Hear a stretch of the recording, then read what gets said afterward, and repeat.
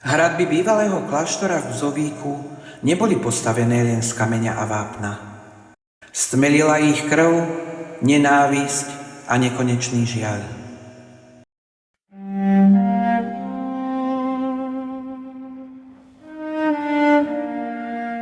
Všetko sa začalo, keď sa k moci dostal zemepán Žigmund Balaša. Nebol to muž viery, hoci v rukách držal osud tunajšieho svetostánku. Netúžil po spáse duše, bažil pomoci. Pôvodných reholníkov, ktorí tu po stáročia v tichosti slúžili Bohu, vyhnali jeho dráby s nevídanou brutalitou. Tých, ktorí odmietli opustiť svoje cely, nechal zavraždiť priamo pred oltárom. Ich príbytky zrovnal so zemou a na ich mieste začal budovať pevnosť, ktorá mala odolať tureckým nájazdom.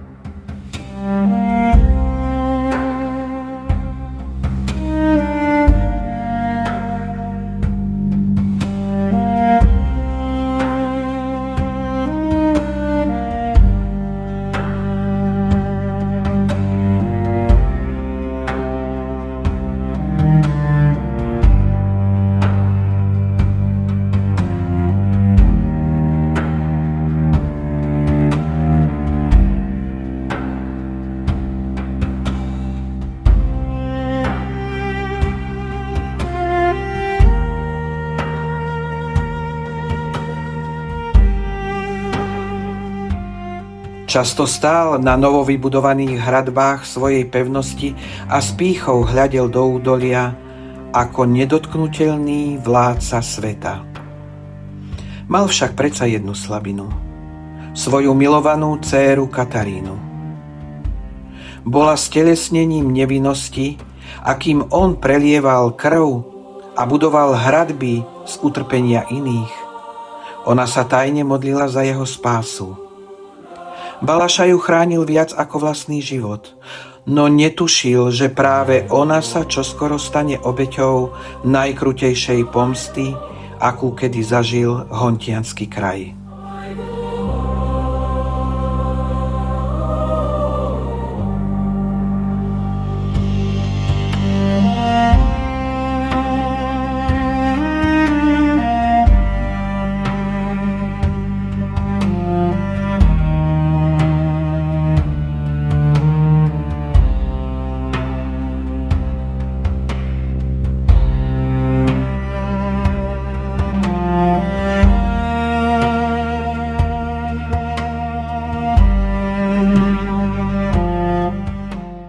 Vyhnaní mnísi, ktorí prežili masaker, sa uchýlili do okolitých lesov, ukryli sa v jaskyniach a potichu zosnovali pomstu.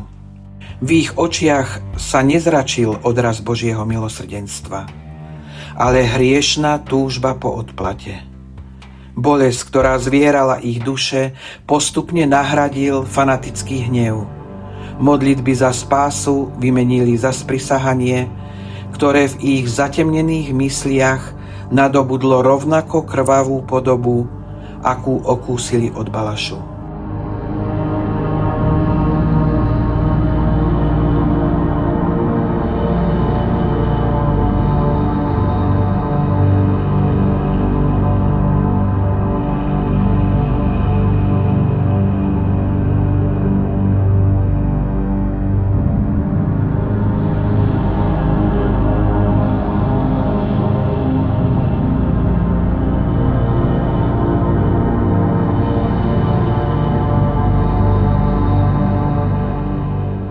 Noc, ktorú si mnísi vybrali pre svoj zámer, bola nepokojná. Hontom sa prehnala silná výchrica a blesky bičovali hrubé múry bývalého kláštora. Stráže na hradbách sa chúlili do plášťov a hľadali úkryt pred lejakom. Do hradu nebadane prenikla skupina reholníkov. Vošli tajnou chodbou, ktorú stavitelia ešte nestihli zamurovať. Ako tiché prízraky prešmykli sa priamo do komnaty spiacej Kataríny. Nestačila ani vykríknuť, keď jej ústa zakryla drsná ruka. Odtiahli ju do temnoty hlbokých lesov, za Bzovíkom, tam, kam už nesiahala moc jej krutého otca.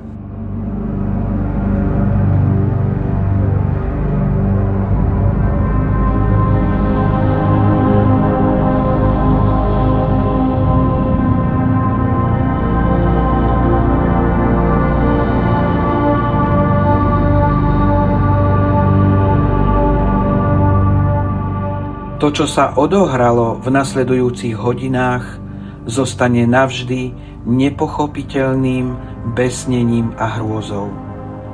Mnísi zaslepení nenávisťou a túžbou po pomste zabudli na všetky Božie prikázania. V mene svojej zvrátenej spravodlivosti nevinnú dievčinu kruto mučili a napokon jej vzali život.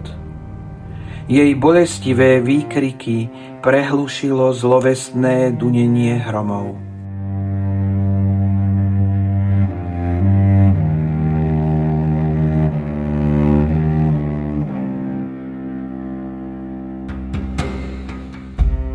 Keď na druhý deň ráno Žigmund Balaša zistil, že komnata jeho céry je prázdna, hradom sa rozľahol rev zraneného zvieraťa. O niekoľko dní sa našlo pred bránou pevnosti bezvládne, umúčené telo. Doteraz nezdolateľný magnát sa v tej chvíli načisto zlomil. Pevnosť Bzovík, ktorú tak krvavo budoval ako symbol svojej neobmedzenej moci, sa stala jeho vlastným väzením, prekliatým miestom, plným nekonečných výčitiek a žiaľu. Už nikdy nenašiel pokoj a traduje sa, že ho napokon pohltilo šialenstvo.